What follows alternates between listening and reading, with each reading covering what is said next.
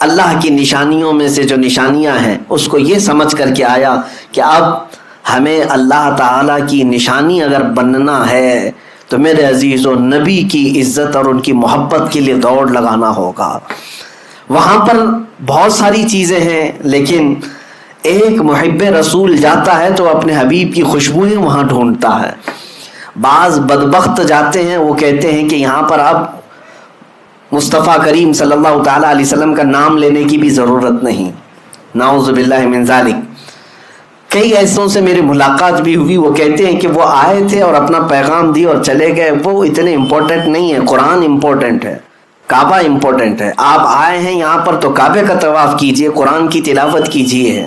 نبی کیا کہتے ہیں، یہ ان کی مت ماری گئی ہے۔ میں نے ان سے کہا کہ نبی اہم نہیں ہے، ایک وہیں کے مقامی رہنے والا برسوں سے رہتا ہے، وہ کہہ رہا تھا کہ نہیں وہ اہم نہیں ہے، قرآن اہم ہے، کعبہ اہم ہے۔ میں نے کہا احمق کو دیکھو، اگر نبی اہم نہیں ہے تو ایک غیر اہم شخص اگر قرآن لا کے دیا ہے تو قرآن کیسے اہم ہو گیا؟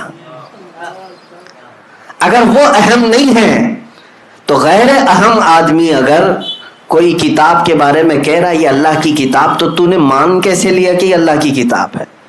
پہلے تجھے یہ تسلیم کرنا پڑے گا جو قرآن لایا ہے وہ سب سے اہم ہے، جس نے کعبہ کی عظمت بتائی وہ سب سے اہم ہے۔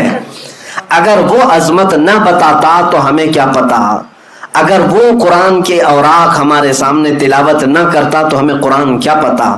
اس لیے میرے عزیزو، ہمارا معاملہ تو یہی ہے جو امام اہل سنت فاضل بریلوی نے فرمایا ہے کہ طیبہ نہ صحیح افضل، مکہ ہی بڑا زاہد، ہم عشق کے بندے ہیں کیوں بات بڑھائی ہے۔ اعلیٰ حضرت فرماتے ہیں کہ اے لوگو، تم نے تو ابھی نبی پاک صلی اللہ علیہ وسلم کی عظمت کو دیکھا ہی کیا ہے؟ اگر دیکھنا ہے تو آؤ خانے کعبہ کے پاس اور کعبے کو توجہ سے دیکھو تو پتہ چلے گا، غور سے سن تو رضا کعبے سے آتی ہے صدا، میری آنکھوں سے میرے پیارے کا روزہ دیکھو، حاجیو آؤ شہنشاہ کا روزہ دیکھو، کعبہ تو دیکھ چکے کعبے کا کعبہ دیکھو۔ عزیزان گرامی وقار، وہاں پر ہم نے حضور پاک صلی اللہ تعالیٰ علیہ وسلم کی نشانیاں اور حضور کی خوشبوئیں ڈھونڈنے کی کوششیں کی ہیں۔ توجہ چاہتا ہوں، صفا اور مروہ کو اللہ تعالیٰ نے کیا فرمایا؟ اللہ کی نشانیاں ہیں۔ توجہ ہے میری طرح؟ میں کچھ چیزیں سمجھا کر کے جاؤں گا، اللہ جلد آپ کو حج نصیب فرمائے اور خانہ کعبہ اور مدینہ طیبہ کی حاضری ہو تو میری یہ باتیں آپ کے کانوں میں گونجتی رہیں کہ دیکھنا ہے تو ہمیں کیا دیکھنا چاہیے۔ صفا مروہ ضرور دیکھیں، لیکن یاد ضرور کریں کہ نبی کے لیے دوڑ لگانے کی وجہ سے 3000 سال بھی گزر جائیں تو وہ پرانا نہیں ہوتا، نہ حضرت حاجرہ کی یاد پرانی ہوتی ہے۔ اب میں آگے اور ایک بات عرض کرتا ہوں، اللہ تعالیٰ فرماتا ہے وَاتَّخِذُوا مِن مَّقَامِ إِبْرَاهِيمَ مُصَلًّى۔ کعبے کے سامنے آج بھی گولڈن کلر کا ایک چھوٹا سا مینار دیکھتے ہوں گے جس کو مقام ابراہیم کہتے ہیں۔ مقام ابراہیم کیا ہے؟ اس میں ایک پتھر رکھا ہوا ہے جس پہ حضرت ابراہیم علیہ السلام کے دونوں پیروں کے صاف نشان ہیں، صاف نشانیاں ہیں۔ وہ پتھر آج بھی محفوظ ہے، اور قرآن میں اللہ فرماتا ہے مقام ابراہیم کو اپنی نماز کی جگہ بنا لو۔ جو بھی حاجی، جو بھی ایک معتمر عمرہ کرتا ہے، طواف کے بعد مقام ابراہیم کے پاس آ کر کے 2 رکعت ضرور پڑھتا ہے۔ وہاں پر 2 رکعت پڑھنے کا حکم ہے۔ کعبہ سامنے ہے لیکن اللہ فرما رہا ہے مقام ابراہیم کے پاس، مقام ابراہیم کے پاس پڑھو 2 رکعت۔ قرآن کی آیت میں بتا رہا ہوں وَاتَّخِذُوا مِن مَّقَامِ إِبْرَاهِيمَ مُصَلًّى، اپنی نماز کی جگہ بناؤ مقام ابراہیم کو۔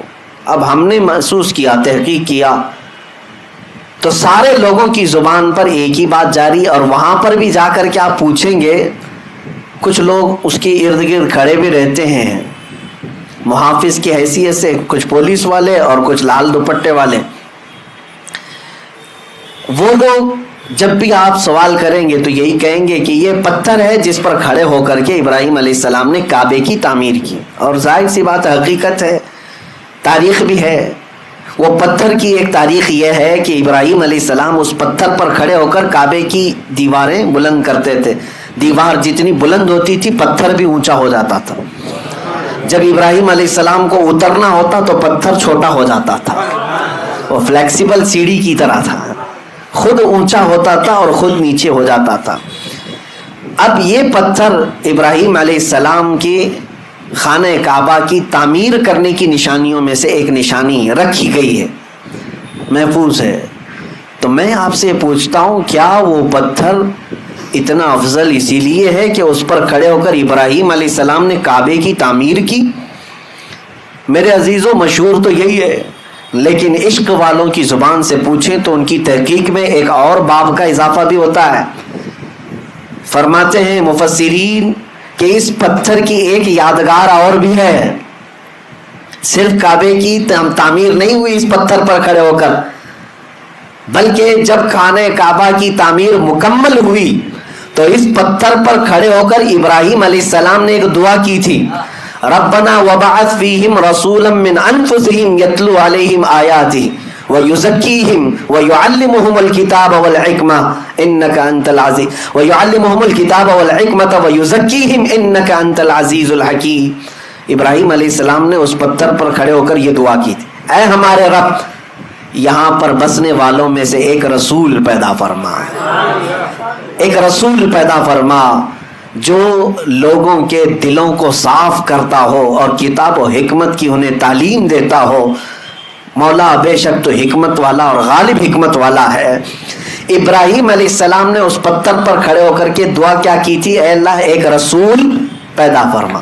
اب میں آپ کو بتاتا ہوں, پوری تاریخ میں ابراہیم علیہ السلام سے لے کر آج تک تقریباً 4000 سال کے عرصے میں مکہ میں سوائے میرے مصطفیٰ کے کوئی اور رسول نہیں پیدا ہوا, کوئی اور رسول نہیں آئے. ابراہیم علیہ السلام نے دعا کی تھی, ابراہیم علیہ السلام اس پتھر پر کھڑے ہو کر دعا کیے تھے. آپ کی دعا کے نتیجے میں تقریباً 2000 سال کے بعد یا 1500 سال کے بعد اگر اس مکے میں کوئی جلوہ فگن ہوا تو وہ آمنہ کا لال پیدا ہوا, تاجدار کونین رحمت عالم مصطفیٰ کریم صلی اللہ علیہ وسلم اس مکہ میں تشریف لائے. اور اتنا ہی نہیں کہ میں یہ صرف اور صرف قیاس آرائیاں کر رہا ہوں, بلکہ خود میرے آقا نے فرمایا, اے لوگوں تم جانتے ہو میں کون ہوں, تم جانتے ہو میں کون ہوں. اور لوگوں سے کہا سنو, عیسیٰ علیہ السلام جس کی بشارت دیتے تھے اور نیت یہی تھی کہ جاؤں حج پر تو اللہ تبارک و تعالی ہر جگہ میرے مصطفیٰ کی یاد ہمارے سینے میں ہمیشہ رکھے, اور اللہ کا فضل اور کرم ایسا ہوا میں جتنا بھی شکر کروں کم ہے. میں آپ کو میں بتاؤں, ہم جو حج کے لیے اس سال گئے تھے, اس سال کی بات کر رہا ہوں, بدھ کے دن مینا جانا ہوتا ہے.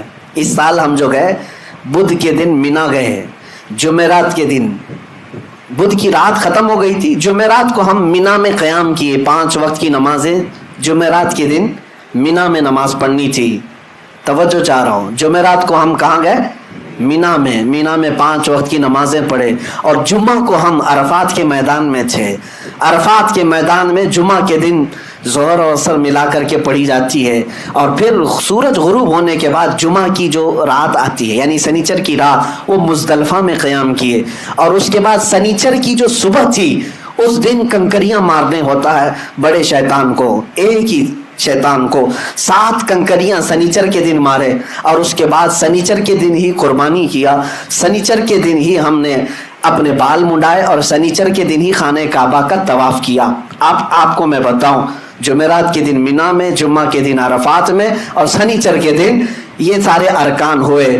حدیثیں اٹھا کر کے میں پڑھ رہا تھا حضور پاک صلی اللہ علیہ وسلم کا حج کیسا تھا.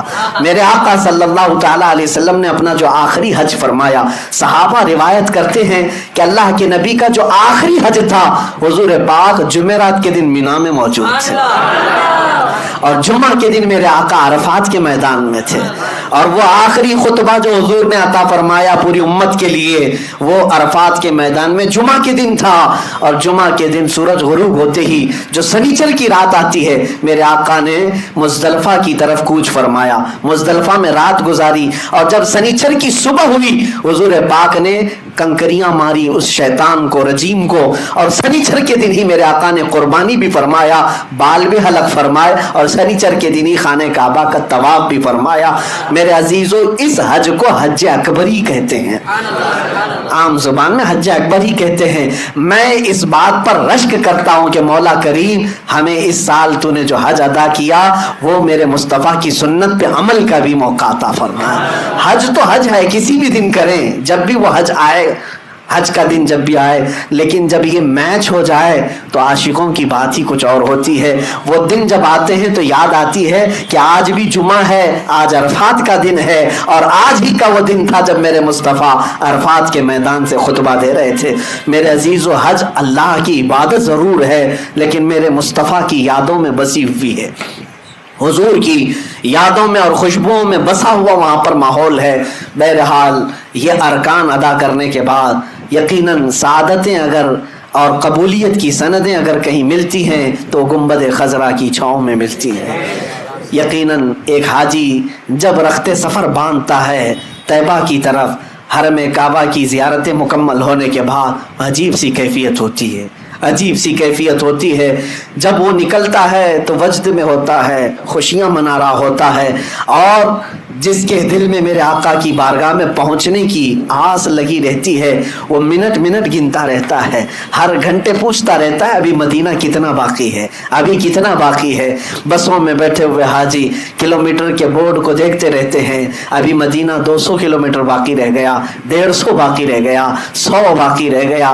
کم از کم 6 گھنٹے یا 7 گھنٹے سفر کے بعد بسوں میں حاجی جب مدینے کی سرحدوں میں پہنچتے ہیں، اگر شام کا وقت ہوتا ہے تو بولنے کی ضرورت ہی نہیں ہوتی حاجیوں کو، بلکہ پورے مدینے کی طرف نظر کرتے ہیں تو صرف روشنی ہی روشنی ہوتی ہے، صرف لائٹ ہی لائٹ نظر آتی ہے۔ لیکن اس میں بھی میں نے محسوس کیا ہے کسی حاجی کو یہ بولنے کی ضرورت نہیں پیش آتی کہ حضور کی مسجد کدھر ہے، بلکہ ان ہزاروں لاکھوں لائٹوں میں بھی حاجی آسانی سے پہچان لیتا ہے میرے مصطفیٰ کی مسجد نبوی نظر آ رہی ہے۔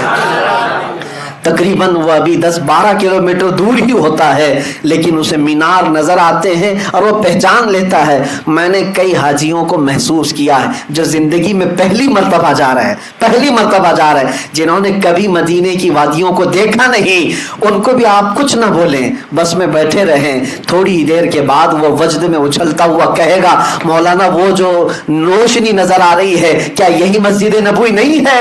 ہم نے محسوس کیا کہ سچی غلامی ہو تو بڑی دور سے بھی نظر آتی ہے۔ میرے آقا کو پہچاننے کے لیے غلام، میرے عزیزو آج میں یہ کہہ رہا ہوں کہ مسجد نبوی کی لائٹنگ دیکھ کر کے جب دور سے غلام پہچان لیتا ہے تو میدان محشر میں وہ حقیقی چہرے کو دیکھ رہا ہوگا، اس چاند سے زیادہ چمکنے والے چہرے کو دیکھے گا تو کیا امتی نہیں پہچانے گا؟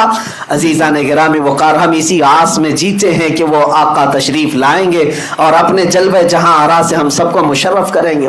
مدینہ طیبہ کی حاضری یقیناً یہ ادب کی حاضری ہے۔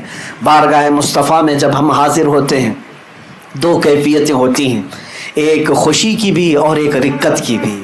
خوشی کی کیفیت اس لیے کہ اب جہاں مجھے اپنی زندگی میں سب سے اخیر پہنچنا ہے وہاں میں پہنچ چکا ہوں، اس سے بڑی کوئی اور بارگاہ ہے؟ حضور اکرم صلی اللہ تعالیٰ علیہ وسلم کا مقام و مرتبہ اللہ کے بعد سب سے بڑا ہے، اور دنیا میں ہم اس جگہ پر جب پہنچ گئے ہیں تو خوشیوں کی انتہا نہیں ہوتی، لیکن ساتھ میں ایک رقت بھی طاری ہوتی ہے۔